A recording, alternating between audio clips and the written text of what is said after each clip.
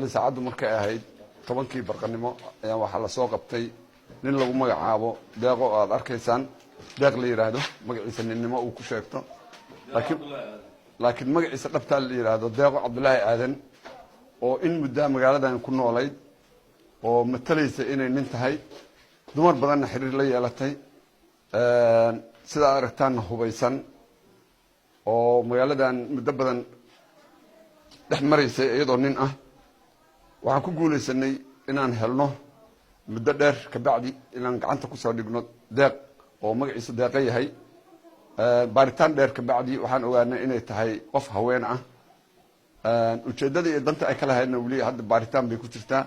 waxaan noo cadeeyay ciidanka booliiska haween baa ku jira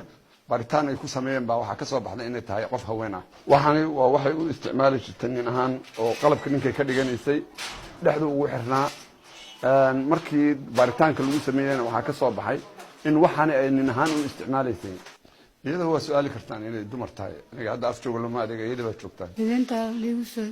eedeeyay oo ay jidda dumar baana